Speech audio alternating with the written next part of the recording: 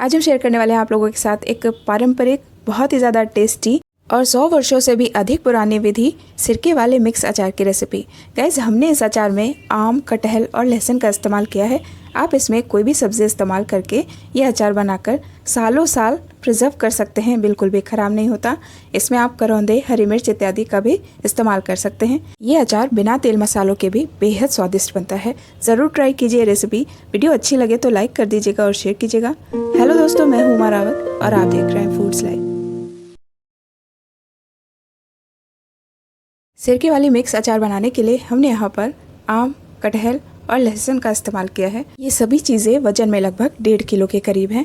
हमने आम, कटहल और लहसुन को पहले से ही छील कर धोकर इन्हें अच्छे से सुखा लिया है। यहाँ पर हमने आम को नहीं छीलना है। आम को पहले धो लीजिए, उसके बाद काटिए और काटने के बाद इसके अंदर गुठली के ऊपर इस तरीके की एक शीट होती है, प्लास्टिक शीट, इसे ज़रूर निकाल दीजिए।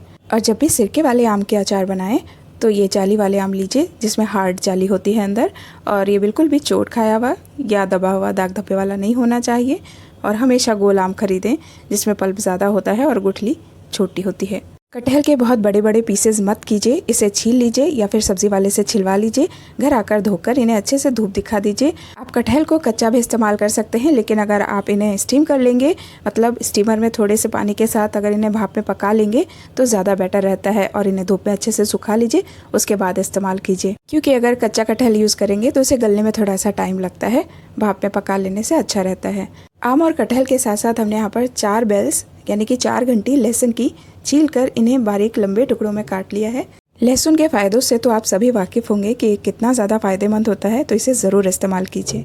अब इनके साथ साथ कुछ स्पाइसी फ्लेवर देने के लिए हमने यहाँ पर कश्मीरी मिर्च और साधारण मिर्च दोनों ले ली हैं। लगभग 10 से 15 ग्राम है ये। और अगर आप तीखा पसंद नहीं करते तो इनके बीज निकाल दीजिए, जिससे इनका तीखापन कम हो जाएगा। अब हम इन सारी चीज़ों को तड़का देंगे। तो हम यहाँ पर 1 बड़ा चम्मच सरसों का तेल गरम करेंगे एक कढ़ाई में, और तेल गरम होते ही हम इसमें कुछ तड़के के मसाले ऐड करेंगे, जिसमें सौंफ, मेथी, जीरा, कलौंजी, अजवाइन, ये पंचफोड़न है, और यहाँ पर 1/4 बड़ा चम्मच हींग ऐड करेंगे। ये सभी मसाले लगभग 2 से 2.5 चम्मच के करीब हैं, और इन सभी मसालों का इस अचार में काफ़ी उम्दा फ्लेवर आता है, तो इसे ज़रूर ऐड कीजिए। तेल गर्म हो गया है, ये मसाले ऐड कर लेंगे। सबसे पहले हम इसमें मिर्च ऐड करेंगे ताकि इसमें जो भी मॉइस्चर हो वो निकल जाए और थोड़ा सा ये तेल के साथ सौटे होकर काफ़ी अच्छा फ्लेवर रिलीज़ कर सके। अब हम इसमें कटहल ऐड कर लेंगे और कटहल को भी 2 से 3 मिनट के लिए फ्राई कर लेंगे। आंच को मीडियम टू लो रखेंगे।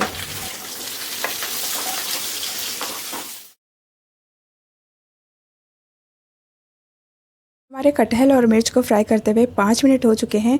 गैस फ्लेम ऑफ कर देंगे और इन्हें अब थोड़ा सा ठंडा कर लेंगे। इन्हें ठंडा करने के लिए किसी प्लेट में इन्हें शिफ्ट कर लेंगे और इन्हें थोड़ा सा फैन के नीचे रख देंगे ताकि ये ठंडे हो जाएं। यदि आपने कटहल को स्टीम किया है उसके बाद भी आप उन्हें फ्राई कीजिए। अब चूंकि हम लोग बना रहे हैं सिरके वाला अचार, तो इसमें सिरका इस्तेमाल होगा। हमने इस रेसिपी में गन्ने के सिरके का इस्तेमाल किया है और ये बिल्कुल प्योर है।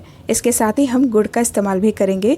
1 किलो अचार के टुकड़ों के लिए 50 से 100 ग्राम के करीब गुड़ का इस्तेमाल कीजिए। इस अचार के लिए गन्ने का सिरका बेस्ट होता है, बट अगर आपके पास ये नहीं है, कोई अन्य सिरका है, तो आप वो भी इस्तेमाल कर सकते हैं। और यदि आप ये अचार बिना गुड़ के बनाना चाहते हैं तो आप इसे स्किप कर सकते हैं या फिर शुगर का इस्तेमाल भी कर सकते हैं। अब हम सेम वही कढ़ाई लेंगे और थोड़ा सा क्लीन करके इसमें सिरके को छान लेंगे। और अब गैस को चालू करेंगे और एक बॉयल आने देंगे। बॉयल आ चुका है। अब हम इसमें गुड़ शामिल करेंगे। तो हम यहाँ पर गुड़ को थोड़ा सा बारीक करके तोड़ लेंगे, उसके बाद इसमें ऐड कर लेंगे।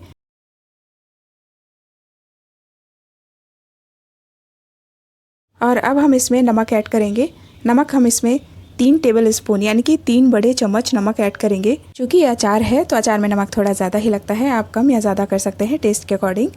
और सिरका फलों के जूस को फर्मेंट करके बनाया जाता है और ये चीज़ों को लंबे समय तक ख़राब नहीं होने देता। तो यहाँ पर आप देख सकते हैं स्क्रीन पे गुड़ और नमक दोनों मेल्ट हो चुके हैं। गैस की आंच को बंद करेंगे। इसे हमने पूरी तरीके से ठंडा कर लिया है और अब हम इसमें सारी चीज़ें ऐड कर लेंगे। तो हम पहले लहसुन और आम को मिक्स कर लेंगे सिरके के साथ। अब हम कटहल और मिर्च भी इसमें मिला लेंगे और थोड़ा सा चला देंगे ताकि सिरके की इस पर कोटिंग सी हो जाए।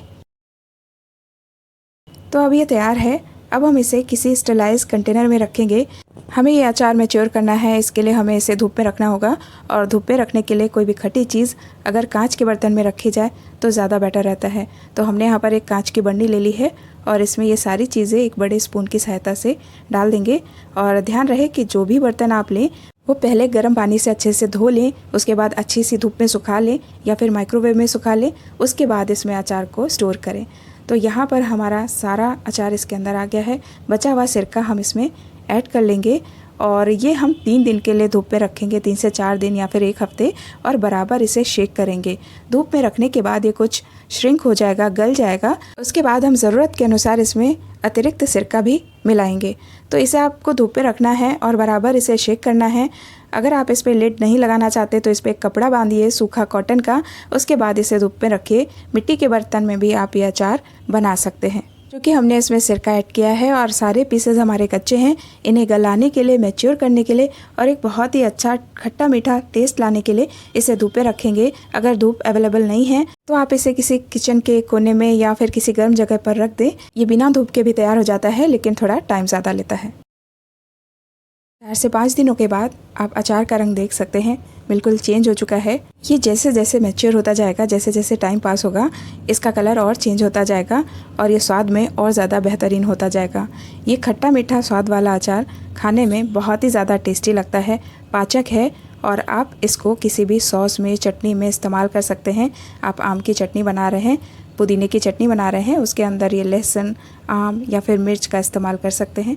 आप इस अचार में हरी मिर्च का भी इस्तेमाल कर सकते हैं अगर आप लाल मिर्च नहीं पसंद करते। बट ये ट्रेडिशनल रेसिपी है, चूँकि पहले के टाइम में ऐसे ही अचार बनाया जाता था, इसलिए हमने आपको सेम रेसिपी दी है। अगर आपको अच्छी लगी है ये वीडियो तो प्लीज़ लाइक कीजिएगा और शेयर कीजिएगा। अब आप देख सकते हैं आम, लहसुन, सारी चीज़ें कितनी ज़्यादा टेंडर हो चुकी हैं।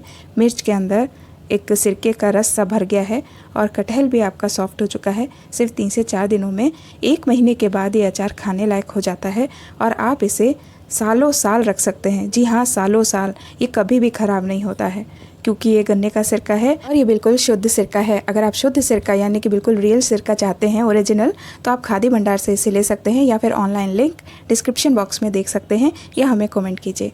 अब हम इसमें अतिरिक्त सिरका और ऐड करेंगे। बस हमें सभी चीज़ों को सिरके में डुबा कर रखना होता है। आप इसमें अगर मीठा और चाहते हैं तो कच्चा गुड़ तोड़कर छोटा छोटा ऐड कर दीजिए। अब इसे पकाने की आवश्यकता नहीं है। ये अचार आप एक बार ज़रूर ट्राई कीजिएगा, बहुत ही ज़्यादा स्वादिष्ट बनता है। 1 महीने बाद आप इनके पीसेस को सिरके से छान कर इसमें थोड़ा सा मसाला ऐड करके और कांच की बर्नी में भर कर रख सकते हैं। सालों साल एंजॉय कर सकते हैं, वो अचार खराब नहीं होगा। भी अच्छी लगी है तो लाइक कीजिए, शेयर कीजिए, हमें फॉलो कीजिए फेसबुक, इंस्टाग्राम पे। Thank you for watching.